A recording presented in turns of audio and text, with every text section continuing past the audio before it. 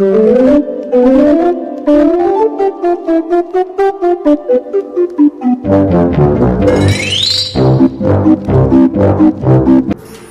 un umbral mágico que cruzo cada mañana.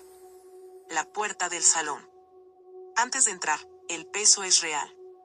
Traigo conmigo las cuentas que no he pagado. La preocupación por la salud de mis padres.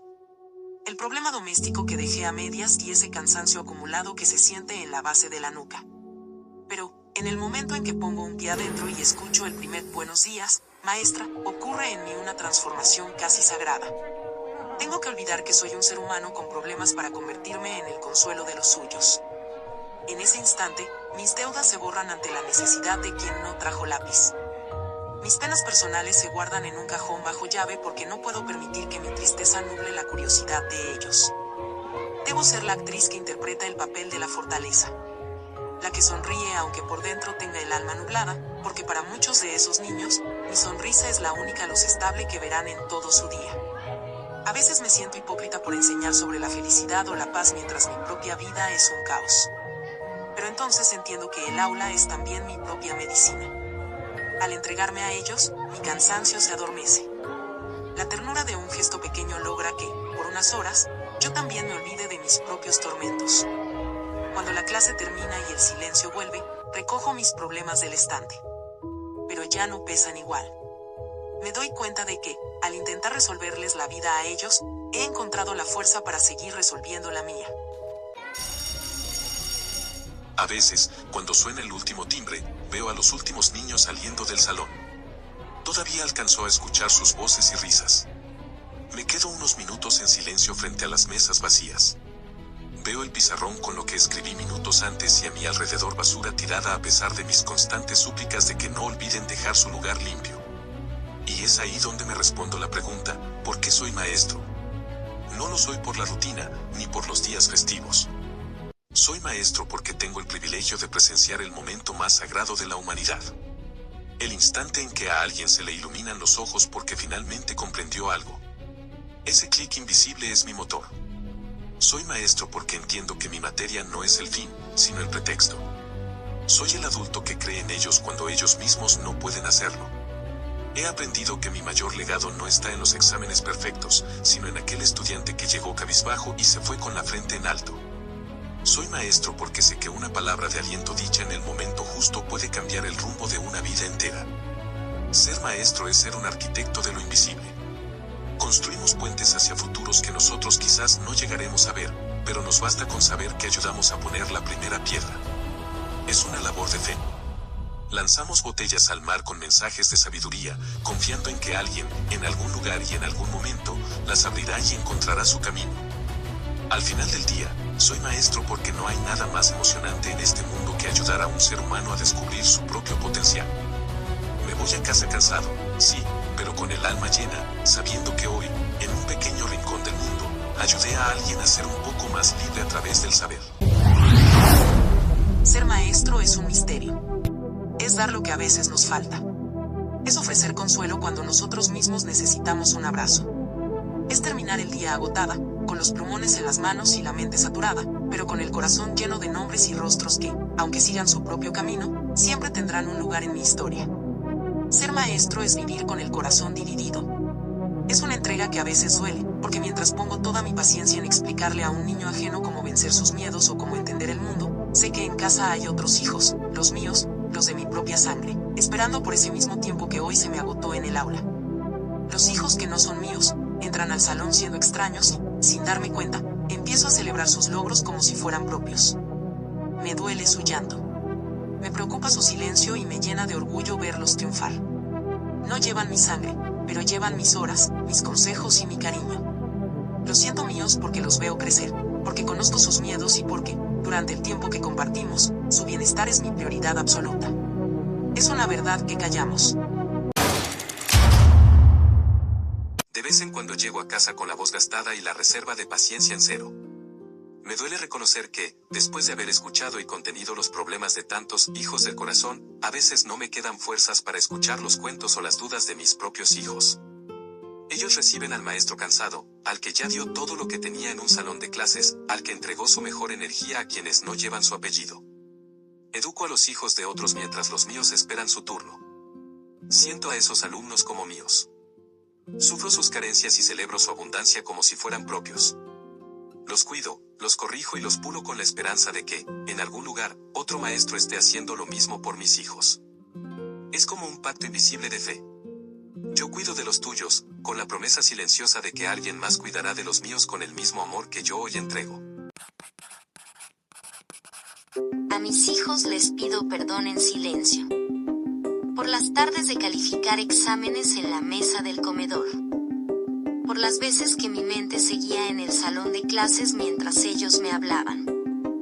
Pero también espero que un día comprendan que su madre no solo tiene un trabajo, sino una misión.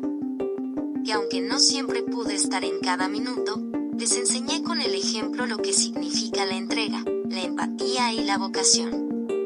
Soy maestra porque aunque mis pies pesen y el tiempo me deba horas con los míos, sé que cada vez que transformo la vida de un alumno, estoy ayudando a construir un mundo más justo y amable para que mis propios hijos vivan en él. Al final del día, espero que mis hijos, al crecer, miren hacia atrás y comprendan que si alguna vez no tuve la energía para jugar, fue porque estaba intentando cambiar el destino de alguien que no tenía a nadie más.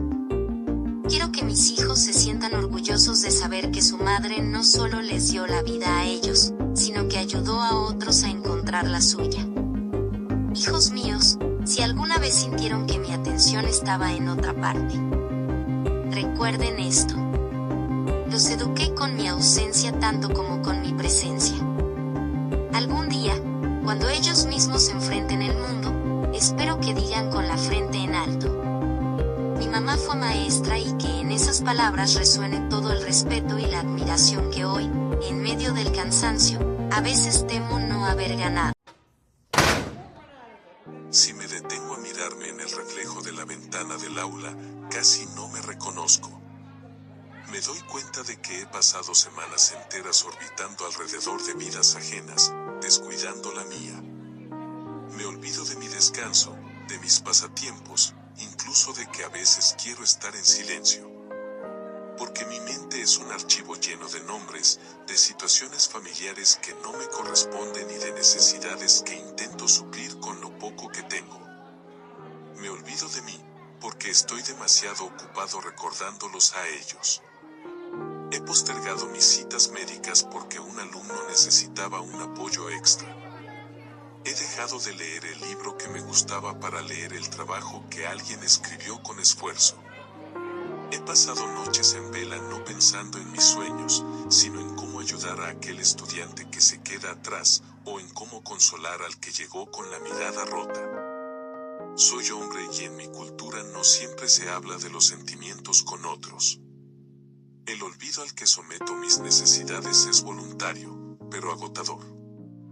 Es vaciar mi propio cántaro hasta que solo quedan gotas, para que ellos puedan beber y crecer. A veces me pregunto dónde quedé yo. ¿Dónde está esa persona que no era el maestro? Y descubro que me he ido fundiendo en cada clase, en cada abrazo de consuelo y en cada hora de planeación. Sin embargo, en ese olvido de mí, sé que no me estoy perdiendo, me estoy repartiendo. Estoy en el éxito de aquel joven, en la seguridad de aquella niña, en la honestidad de ese adulto que alguna vez pasó por mi silla. Me olvido de mí para que ellos no se olviden de lo que son capaces de lograr. Al final, cuando el aula queda a oscuras, me doy cuenta de que, aunque me haya olvidado de mis necesidades, servir a las suyas me ha dado un propósito.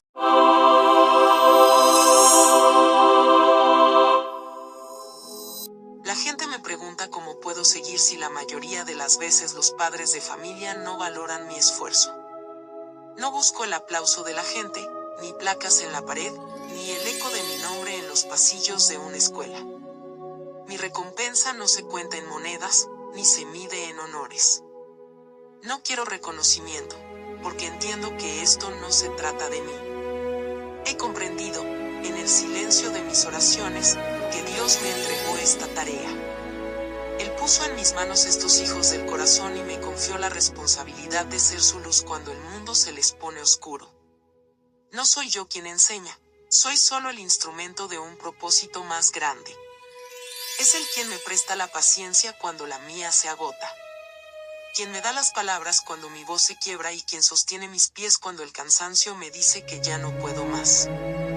Acepto este olvido de mí misma con gratitud. Porque sé que servir a estos pequeños es servirle a Él. Cada vez que consuelo a un niño. Cada vez que rescato un talento oculto. Cada vez que educo a pesar de mi propio agotamiento estoy cumpliendo con el encargo que se me dio desde lo alto. Sé que mis problemas personales tienen solución en sus manos mientras yo me ocupo de sus tesoros en la tierra. Al final de mi vida, no quiero que digan que fui una gran maestra por mis conocimientos, sino que fui una servidora fiel que supo amar a los hijos de otros como si fueran suyos, simplemente porque Dios así lo quiso. Mi mayor medalla será saber que cumplí con la tarea encomendada, y mi único juez será Él. Soy maestra por gracia, y es en esa gracia donde encuentro mi descanso y mi recompensa.